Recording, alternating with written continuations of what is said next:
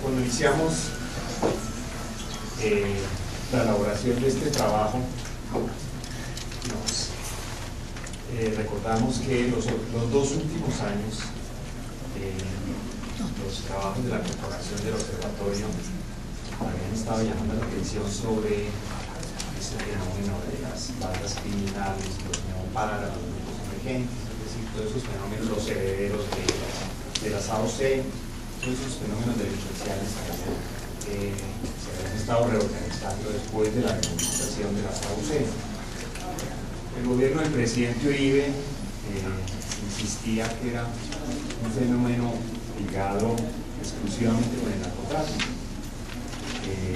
y desde distintos puntos de las sociedades, de distintas organizaciones, ONGs, desde el observatorio, desde la corporación, nosotros insistíamos que además del tema del narcotráfico también estaban haciendo otras cosas, como era el tema de la parapolítica, la influencia en la política, el tema del control social, y que estaban teniendo unos impactos comunitarios importantes y en algunas zonas impresionantes.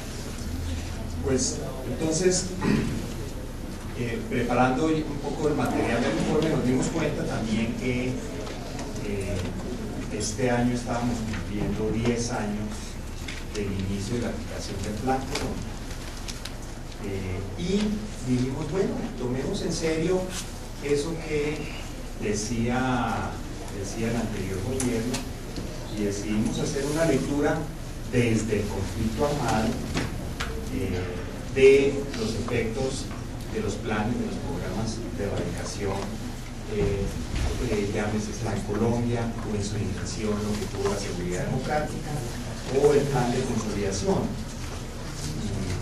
Esos planes tuvieron como uno de los objetivos centrales reducir el narcotráfico, pero también reducir la guerrilla, y tenía como propósito el fortalecimiento del Estado de Derecho y la democracia. Un poco eran como los postulados iniciales. Frente a los paramilitares, pues además de la desmovilización y la persecución policial, se asumía que la desmovilización era suficiente para que automáticamente hubiera una reinstitucionalización, cosa que no ha sucedido, y hemos visto en las regiones donde han estado surgiendo estos fenómenos. Entonces hicimos un cuadro siguiendo los informes que hizo para finales del año pasado, que fueron publicados a mediados de este año, en junio y agosto de este año, de la Oficina de Naciones Unidas de Drogas y Crimen. Unos informes muy buenos. Entonces hicimos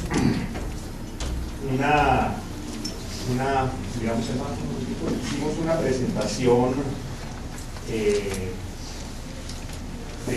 qué era lo que estaba pasando en términos de cultivos ilícitos, y vimos una disminución importante, pero vamos a ver en el cuadro que solamente en el último año, partimos en el año 2000 aproximadamente con ciertas 40.000 hectáreas sembradas en coca.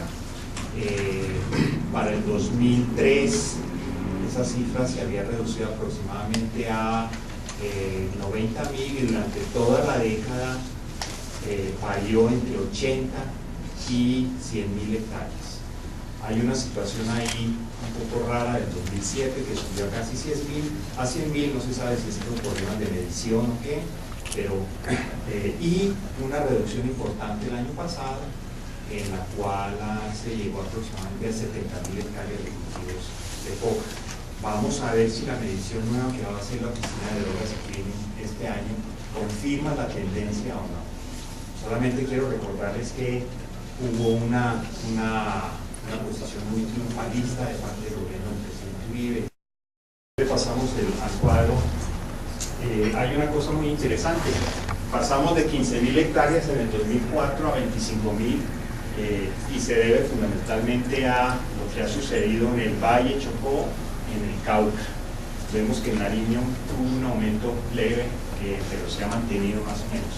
En la zona central, que yo diría que es la zona norte, pero el informe de Naciones Unidas habla de zona central, se ha mantenido de 15.000 en el 2004 a 16.000,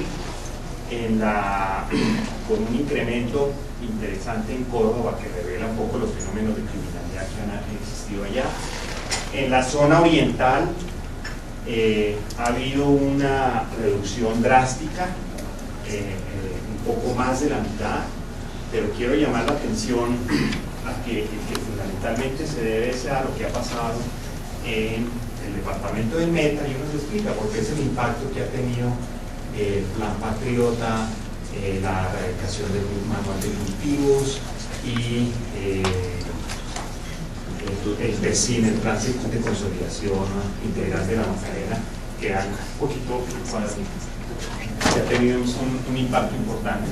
Y pasamos de 18.000 a 4.000 hectáreas.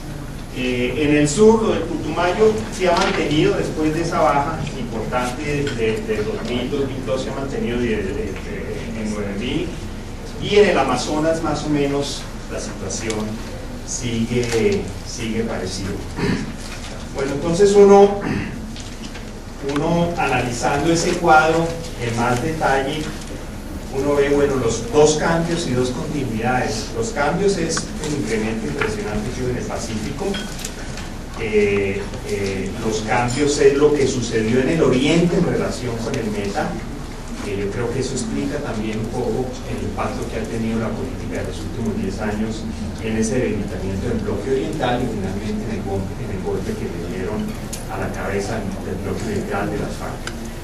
Dos continuidades que es la permanencia de las zonas de cultivo en la zona norte, desde el Golfo de Urabá hasta la frontera con Venezuela, y la permanencia de los cultivos en la zona oriental. Pero lo interesante de ahí es que paralelamente a esa permanencia ahí, pues la consolidación o la permanencia de eso que al comienzo, después de los primeros actos de la democratización, le sonaba a uno un chiste, que era el ERPAC, el Ejército Revolucionario Popular Anticomunista, a manos o encabezado por Pedro Oliverio Guerrero. Uno escuchaba ese nombre y le parecía un chiste. Pues cuando uno va a la zona no es un chiste. Ha logrado un nivel de influencia, control importante, y uno puede decir, si quiere pasamos al mapa un momento, pero al del anterior. Ha logrado un nivel de control importante. Acá está Mapiripana, ese es el centro de Cuchillo.